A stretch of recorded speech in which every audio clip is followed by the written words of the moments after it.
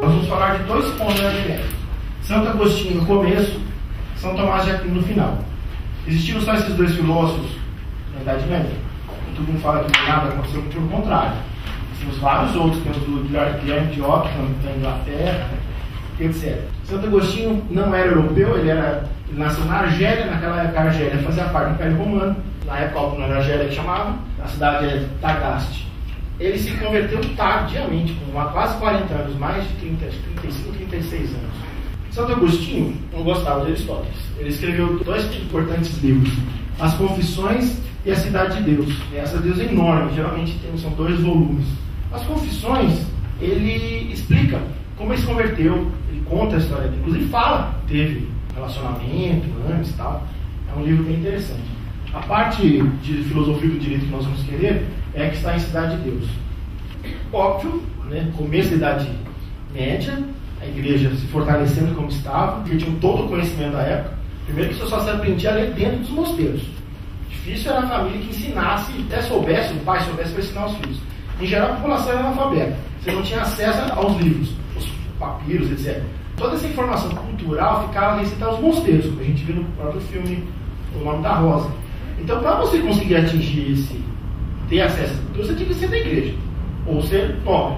Se você ficasse ali com uma plebe ali, você ia ter acesso a dessas 2 coisas. Nem aos chás, às ervas medicinais, nem à cultura.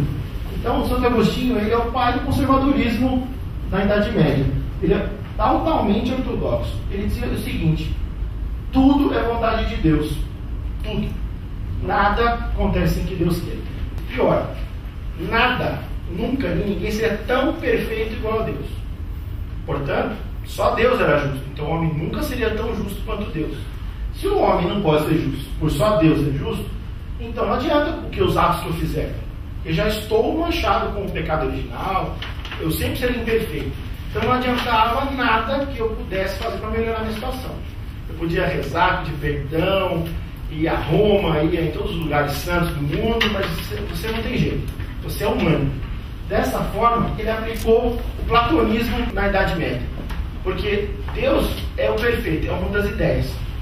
Nós, homens, somos um mundo sensível. Então, o sensível, nós já sabemos, é imperfeito, na visão de Platão. Tendo todos nós imperfeitos, não tinha sua salvação. No final da vida, todo mundo ia para o inferno. Só os muito bons, desde o começo, iriam para o céu.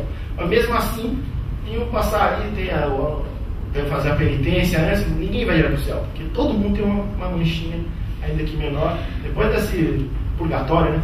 Você passar pelo purgatório, uns passam mais, uns passam menos, você chega no céu. Porque ninguém é perfeito, não existe essa que passar direto. Esse platonismo aplicado na Idade Média aumentou o poder da igreja, porque as pessoas não sabiam ninguém, todo mundo tinha seu pecadinho, né? O que as pessoas tinham que fazer? Elas corriam para a igreja, elas tentavam amenizar a sua culpa, o seu erro na igreja. Isso tudo foi contribuindo para o poder da igreja. Nós temos aqui um texto das Confissões. Ignorava a verdadeira justiça interior, que não julga pelo costume, mas pela lei retíssima de Deus onipotente. Segundo ela, formam-se os costumes das nações e dos tempos, consoante as nações e os tempos, permanecendo ela sempre a mesma, em toda parte, sem se distinguir na essência ou nas modalidades em qualquer lugar. A face desta lei foram justos Abraão, Isaac, Jacó, Moisés, Davi e todos os que Deus louvou com sua própria voz. Abraão, Isaac, Jacó, Moisés e Davi, segundo a Bíblia, foram os únicos que ouviram a voz de Deus. Ninguém mais. Alguém aqui ouviu a voz de Deus? Para ele, ninguém mais. Então ninguém, nem ele, podia ser justo. Isso nós estamos pegando a questão da justiça porque é o nosso tema de estudo. Ninguém pode ser obediente, reto, íntegro, nobre, etc. Porque só Deus atinge esse nível de perfeição. Isso já dá para entender boa parte dos desmandos que se fez na Idade Média.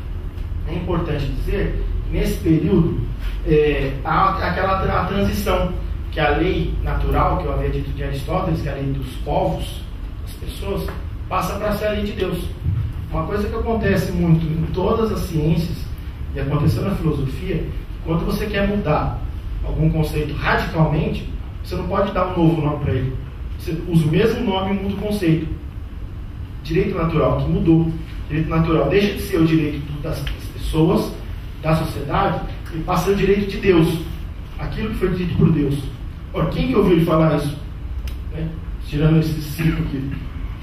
Né? O resto está na Bíblia. Então, os intérpretes da Bíblia, dizendo que estão falando em nome de Deus, fazem suas interpretações e os seus desmandos. A Europa, nessa época, não é aquela imagem que nós temos na Idade Média. Um rei forte, déspota, manda matar, manda fazer. Tem rei nessa época já. Só que o rei é mais um senhor feudal. Então, vários, dentro de um país que a gente conhece hoje como, por exemplo, a Itália, que só foi reunificada quase em 1900, né? Você tinha vários grandes feudos, vários outros reinos. Esses reinos divididos também em feudos. Esses feudos tinham tanto poder quanto o rei. Ele não mandava em tudo. Isso só vai acontecer no absolutismo, nós vamos ver mais para frente.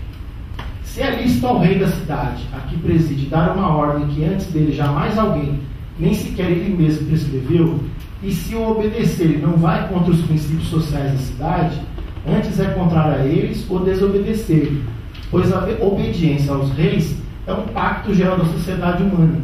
Com quanto maior razão se deve obedecer, sem hesitações às ordens de Deus, rei efetivo de toda a criação. De fato, assim como nos poderes que existem na sociedade humana, o maior se impõe ao menor, para que este lhe preste obediência. Assim, Deus domina a todos. É para entender porque que o senhor feudal e todas as formas inimagináveis de autoridade na Idade Média tinham poder quase que absoluto. É dessa época que nasce qualquer já relembrando São Paulo, se você tiver qualquer ato de insurgência, qualquer tipo de autoridade, você estará fazendo isso contra Deus, porque aquela pessoa é autoridade porque Deus quis. Lembre-se que todo mundo, tudo que acontece, Deus quis.